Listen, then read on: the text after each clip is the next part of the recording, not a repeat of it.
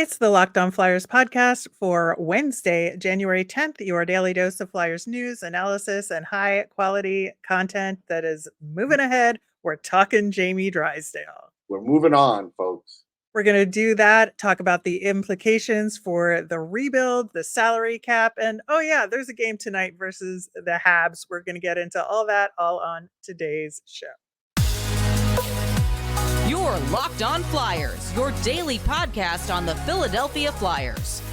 Part of the Locked On Podcast Network, your team every day.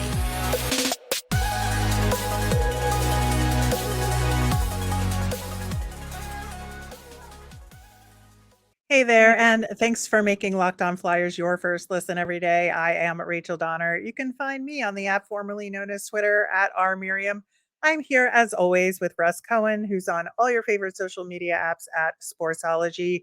We are at Locked On Flyers on Instagram, Threads, Blue Sky, and Twitter as well. Today's episode is brought to you by FanDuel. Make every moment more. Right now, new customers get $150 in bonus bets with any winning $5 money line bet. That's $150 if your team wins. Visit fanduel.com/locked on to get started. You can find us over on YouTube or on the SiriusXM app or anywhere you listen to podcasts. Subscribe to get our latest episode as soon as it's available here on the Locked On Podcast Network, your team every day. What a day, Russ. What a day. Man, it was unbelievable. Just the whole day, start to finish, like it was all encompassing, man. Yeah, it really was. I think, we got out our thoughts about Cutter Gauthier on Mhm. yesterday's show. You can go back and listen if you haven't. There were obviously reasons for Cutter Gauthier to not want to play for the There's always Flyers. two And there, sides. yep, there's always two sides. He's got his reasons. Ultimately, what happened is that the Flyers realized that he wasn't going to change his mind. And after that World Juniors performance and gold medal, they felt like they could get the best value for him. And this was the deal they made. And, whatever happened behind the scenes, whatever people are saying, ultimately, he is no longer going to be a part of the future of this organization. But you know who is? Jamie Drysdale. He's here.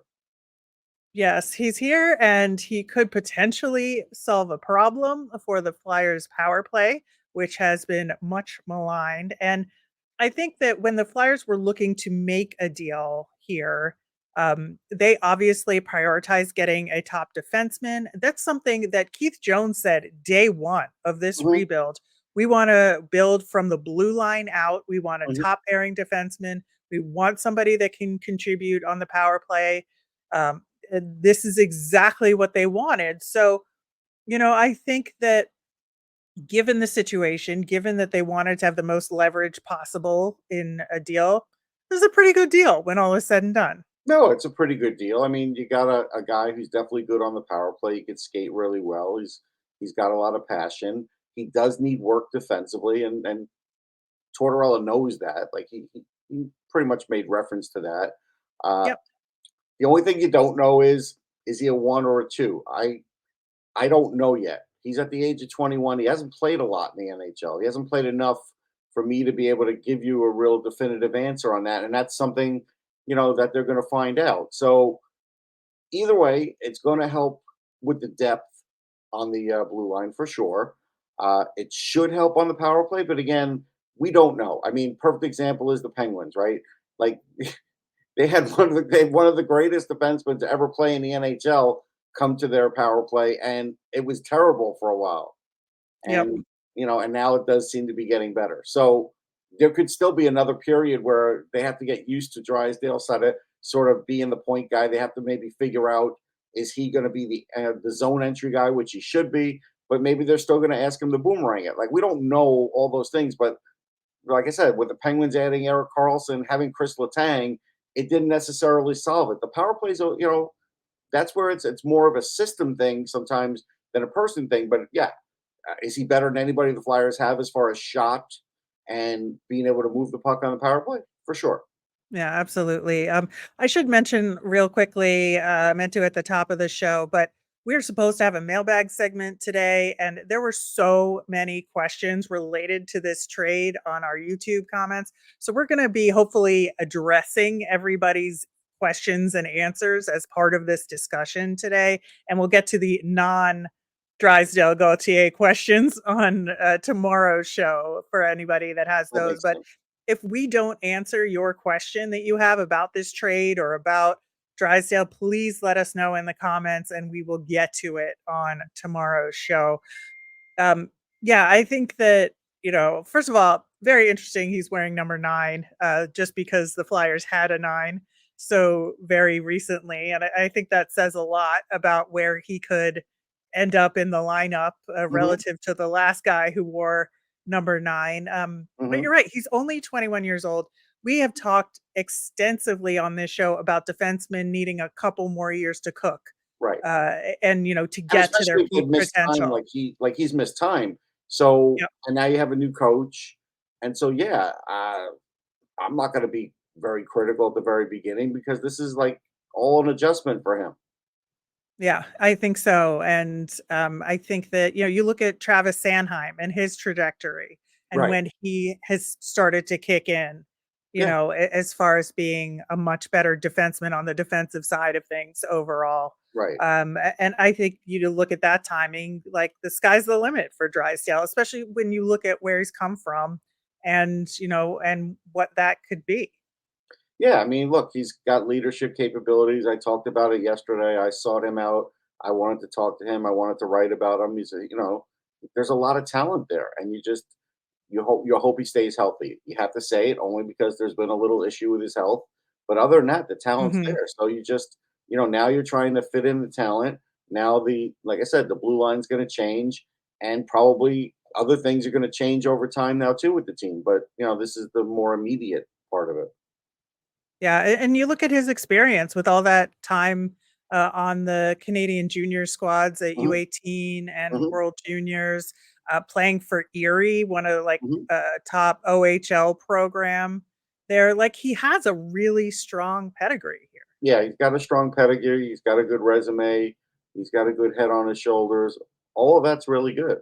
Yeah, I think so, and you look at that, first season he had with the Ducks, where he had 32 points and, Mhm. obviously that was before he got hurt, but he seems Yeah. healthy now, and I think that, it brings up some questions, right? So, we were talking offline yesterday and discussing how he could be similar or different from how Shayne Gostisbehere when he first joined the Flyers, right?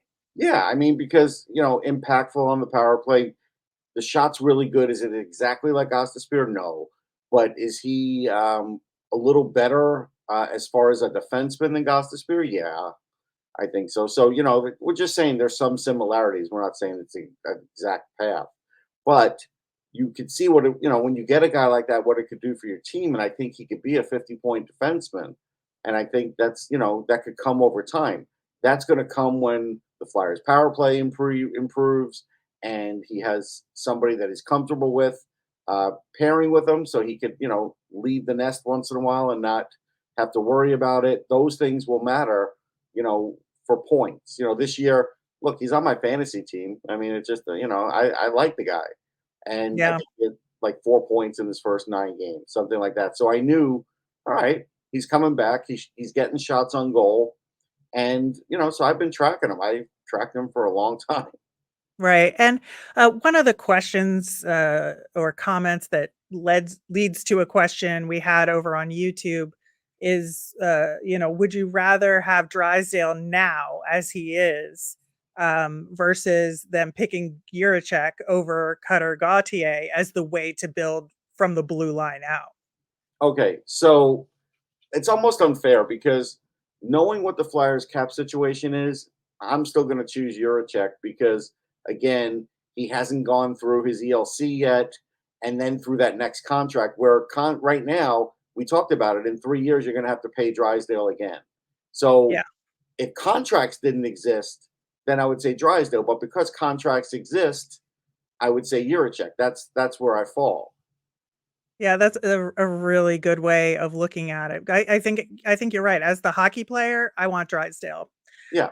But in terms of the rebuild, which we'll get into more about that next segment, I think that yeah, maybe Juracek would have been the better option here. In the meantime, looking at Jamie Drysdale's past 24 hours, man, like he is dealing with things like a champ and like a pro. I could not be more impressed with him as a person right now. He flew in super early Tuesday morning, went straight to practice.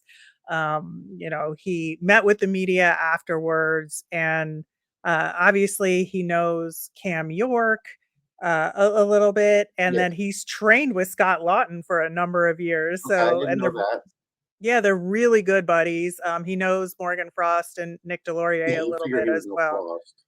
Yeah, yeah. So I think that he does have people around here. People were concerned because he left his best friend in Anaheim, but I think like this is a pro sports. This happens, and you learn to make do.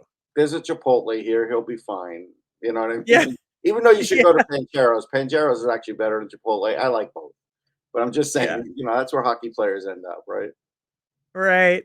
And he's working on picking up the systems. I think, Yeah. the most interesting part of his first media availability was talking about switching from, man coverage to zone coverage. And Right. it's a different style. And so he's gonna have some time to adjust, but he'll get in a game right away and start learning. Right. I mean, that's the only way you could do it right now. There's not a ton of practice time uh, in some of these weeks. Now, the bye week will be very valuable for him because that's where he could really make up some ground. But I don't know what the rules are. Remember, the NHLPA, they've got some rules like in bye weeks, what the earliest or soonest you can come back to like your team facility is to work out. So he might have to go figure some things out on his own if he wants to. I'm not sure Well, how that's going to happen. I'm sure they'll give him some video work Yeah. as homework to do Yeah. during that. In the meantime, I think that this does have an interesting effect on the rebuild for the Flyers, and we are going to get into all of that coming up next.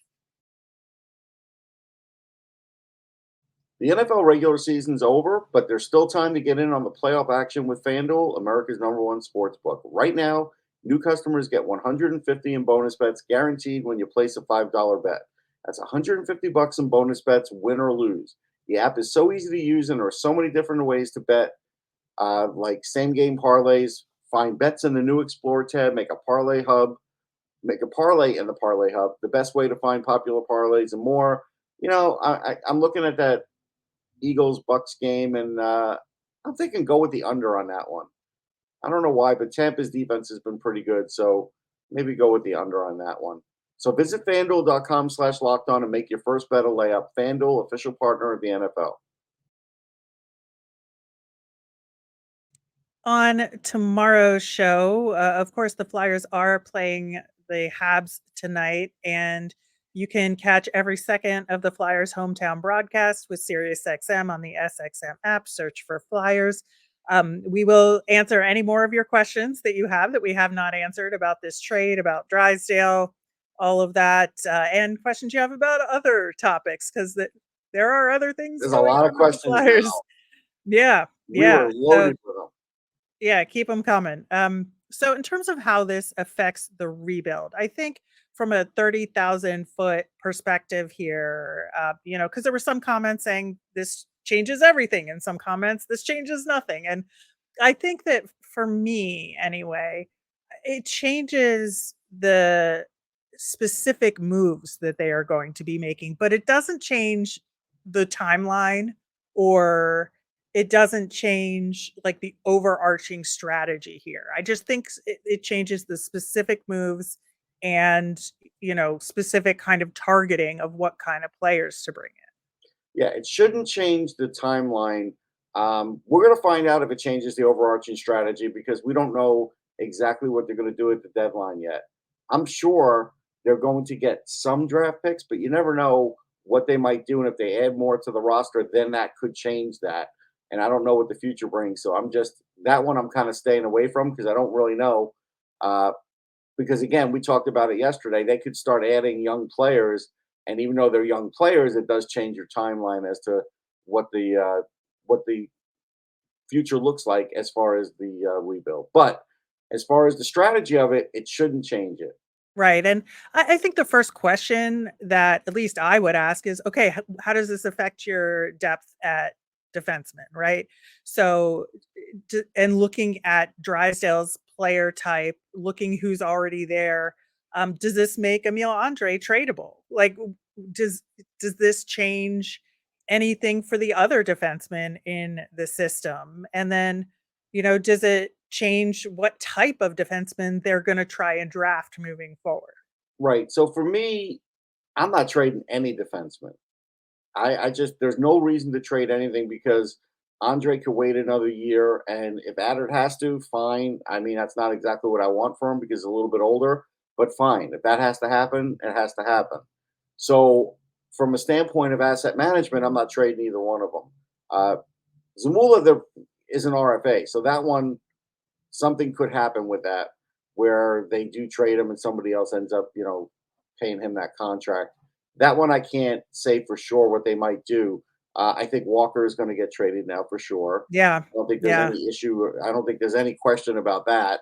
He kind of was that placeholder now. And Sealer, it's going to be up in the air. I mean, we know Stahl won't be back next year. I mean, that's pretty obvious. So maybe that gives a spot to one of the young guys, or maybe it keeps Nick Sealer's job. Again, depending on what kind of blue line you want at the NHL level, really what's down below, maybe one player that's going to limit spots. There's no way around Yeah. it. Next year, it's going to limit, possibilities, but in 2 years, it might not. So that's kind of how you have to look at it now. Yeah, and I just wonder, like, if they're gonna be forced into trying to trade one of the defensemen sooner rather than at trade deadline, right? Like Walker, for instance, just because they're clogged up with 8 defensemen on the roster now. I Like, mean, to what do be you honest, I mean, it may not sound nice or humane or whatever, but they could sit Mark Stahl for a couple weeks if they have to. I mean, he's a veteran. He knew what he signed on for coming here. right, but it still is a roster spot that I they know can't bring a forward roster in for spot. road trips. Well, I Like, mean, the roster spot you can't do too much about, but um, as far as who's actually in the lineup, they can. yeah, So I of don't know if that's course. going to force them into a trade any sooner. I don't believe it will. Yeah, I mean, that's definitely something to keep an eye on, though. And then, you look at how it affects the forwards and goal scorers. So now that we don't have Cutter Gauthier in the system, I think it may change the moves that they make at trade deadline and, maybe what they'll try and do at the draft. Now, as far as trade deadline in terms of getting additional picks, um, and it could change who they trade, right? Because now we need that elite playmaker goal scorer again in the Yeah. system to bridge the gap until Matvey Michkov shows up, right? Right. So, that's a tougher thing. Obviously, Danny Briere was looking for either a center or a defenseman, rather than picks, and he found a defenseman. Why? Because it's hard to get a center. So, probably you're not getting that center at the trade deadline either, because usually you're getting an older, more developed center. Unless you're trading somebody like Carter Hart, then maybe there's a possibility you can get a younger center, but you're not getting a number one center. Like that's just not happening. Unless, again, it's going beyond the age that you normally go. And you might get a 31-year-old first line center. That's a possibility, but you're not getting anybody young. So, like, really young. So that's Yeah. the thing. So that person usually comes in the draft. 99% of the time, that's what happens with that. So now that does make them want to look for that. But the problem is, if you're going to be a better team this year, and let's say you're not in the top 10, people can go to NHLDraftBuzz.com. I did my list. It's going to change a little, but most of those really top-notch centers are going to be in that top 10. There's going to be centers in the first round, but the strength of the draft right now, the way I see it, is defense. So I still think you have to go with the strength of the draft. I don't think you could change your need that much unless you can get into the top 10. But then again, look what it takes sometimes to get into the top 10. I don't know if they'll even be able to do that. They might entertain it. And, someone might say, well, look, they've got, 2 firsts and 2 seconds. Yeah, I get it. But so do other teams.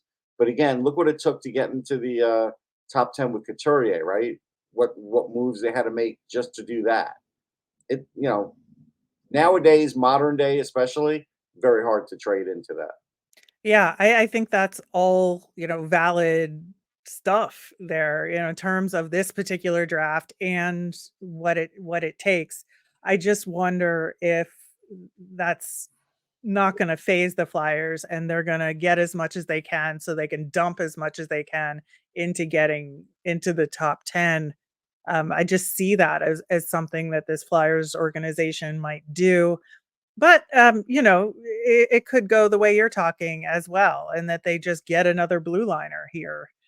I or whoever's best available, at Yeah, that time for both picks. best available is probably going to be a blue liner, and your timeline is 3 to 5 years at least. So whatever you're seeing now, whatever you're thinking about now with this person, it's not going to matter. And unless you were drafting in the top 5, it's not going to matter as far as who you're drafting as a center either. That center is probably not beating Matvei Michkov to the NHL. So No. that's the realism of all of this. That's where, yes, you did improve in one area on defense. You did get weakened in the center area. That's just, that's a fact. Yeah, so I think, looking at that center position is gonna be really important for the Flyers organization in terms of developing, your at least your middle 6 center, and then you're gonna need a top 1C in a few years when Couturier is no longer with the team. He's going to be 45 years old and still be the 1C here because it's hard to get him. Yeah, yeah. I mean, and maybe that's what you build a bunch of assets up for, is to trade for that top line center, and you Yeah, give up a lot to get them if that's like your last piece that you right. need. But it's going to be very interesting times ahead on that front. So in addition to all of this, uh, we have a player that we have acquired in Jamie Drysdale with a salary, an NHL salary that's up against the cap. And now the Flyers are extremely tight up against it. So we are going to talk a little bit about how it affects the cap for the rest of this season and heading into salary negotiation time. And again, like I said, we've got a game to play against Montreal. So we're going to talk a little bit about that as well coming up next.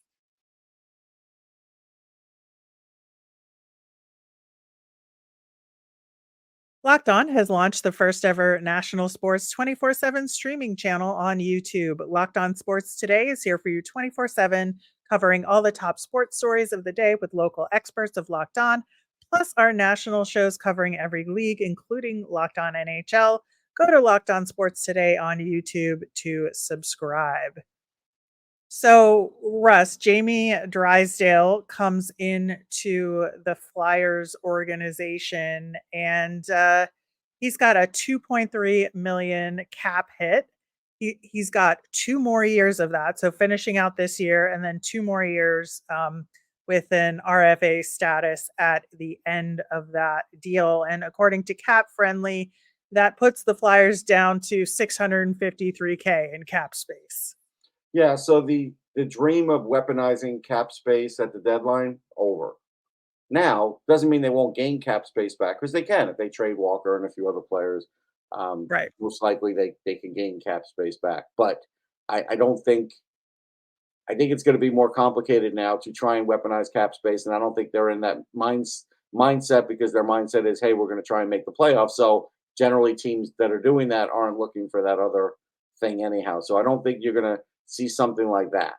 Yeah, and I think, one of the other things is that it limits potential call-ups a little bit. Yeah, so as far as goaltending, if now if it's I think it's only injuries, first off, that there can be call-ups now. Right. That there just really isn't space to make a roster call-up unless you send somebody down at the Correct. same time. But if there's an injury, let's just say there's a goaltender injury. Well, if it's Carter Hart, then you can call up Cal Peterson. But if Right. it's Sam Ersson, you can't. Right. You have to call up Felix Sandstrom because of the cap hit. Right. Yeah. And then again, you're going to go through that thing where well, can we send Sandstrom back down? Because depending on the time of the year, if somebody gets really desperate at the end of the year, they might, take Sandstrom if you send them back down. Now they got away with it once. You might not get away with it again. There's that risk Yeah, too. yeah, like they may have to have it be emergency call up or Right. emergency circumstances or something, Yeah. to have them be able to do that. Yeah. And then I do think it puts the team in a real bind to some degree, just in terms of the roster flexibility. And again, with the issue of having 8 defensemen on the roster that we talked about earlier, it doesn't allow you to call up that extra forward for Right. the road trip unless you put Nick Sealer at forward Yeah. and It's not play ideal. 11-7. Right. It's not ideal. And unfortunately, you're right. It probably means that there's going to be a few more 11-7s than we all would like to see. Yeah, because the 11-7 has not been working for the Flyers this No. year. No, it worked when they were undermanned, but now, especially this time of the Yeah. year, you don't want to. There's certain teams you just don't want to play that way. You just don't. Yeah. So then, just at a base level, turning our attention to late this season, the off season, that gives us 5 RFAs next season, including Carter Hart. It's a lot, and the Hart one will cost them, assuming he's still on the roster, hasn't been traded at the deadline, not getting traded at the draft. It's going to cost them. I mean, he's not signing a 1-year deal now. If they wanted to do like some cap circumvention and he signed a 1-year deal and you wink at him and you say, all right, after next January, we could give you your extension. Sure. But sometimes guys don't want to do that. Kevin LeBanc did that in San Jose. So he signed for like $1 million, I think. But I don't think Hart's going to do that. And I'm not suggesting he should. So that'll complicate things a little bit. It's a lot of RFAs. Paling, it's good to acquire this young talent, Rachel, until you have to pay him.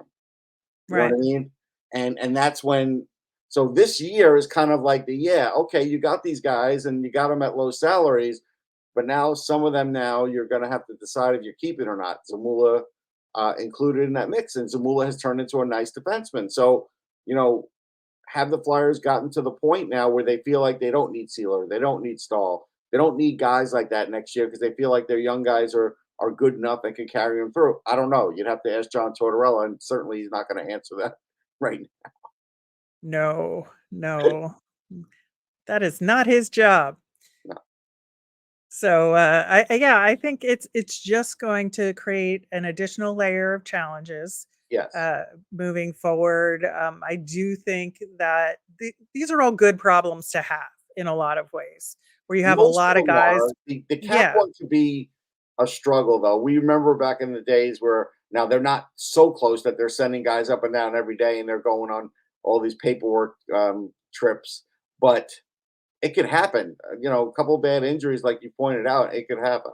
right. I just think it's a good problem to have in terms of having multiple guys with potential, and we're not sure who they're going to keep. Right. Right. I mean, yeah, that's the thing. If you told, if you asked me to make you a list of who they're keeping for next year, that list could change now. Yeah, absolutely. So definitely something we are going to keep talking about because, yeah, it definitely has changed my mind in terms of what they might do at trade deadline and in terms of what prospects are going to stick around. Flyers playing the Habs tonight, who just won against the New York Rangers. Funny that, like I said on yesterday's show, Habs always seem to figure out a way to play extra great against You the can be a tough Flyers. spoiler. They can, and that's something where the Flyers have to be aware of that. And now they're going to be in a little bit of transition with their blue line. Yep. So do the Canadians look at that and say, all right, we're really going to test the boundaries of their new blue line now, and they might, and they've got some speed and scoring ability to try and do that. Caden Primo is going to be in net. Caden Primo, certainly no stranger to this area, and Keith's son and all of that, and has lived in the area. So he's going to be gunning for a win. I mean, this is not a gimme. No, and you have that top power play unit on the Habs with Suzuki, Slafkovsky, and Caulfield on it. Yeah, Like the Flyers PK is going to have its work cut out for it. it is. I mean, the Flyers PK had its work cut out with Pittsburgh, and this one may not be as like might not be. I'm not going to say it's not as talented. They don't have the pedigree maybe that the Penguins does as far as future Hall of Famers, but it doesn't mean these three that you mentioned can't make the Hall of Fame someday if they don't have great careers. So because we're kind of like some of them are close to the beginning of it. So it's it could be a challenge. Yeah. So we'll see how this one goes, and let us know if we missed any of the questions you have about the Gauthier Drysdale trade. Let us know if you have any other questions for us to answer on a more robust mailbag on tomorrow's show. I You think can it's do that. Yeah. So you can contact us via Twitter at Locked On Flyers. You can email us at lockedonflyers@gmail.com or comment over on YouTube. I'm Rachel. I'm on Twitter at rmiriam. That's RMIRIAM. I'm Russ. I'm at Sportsology, SPORTSOLOGY. Have a great day, everyone.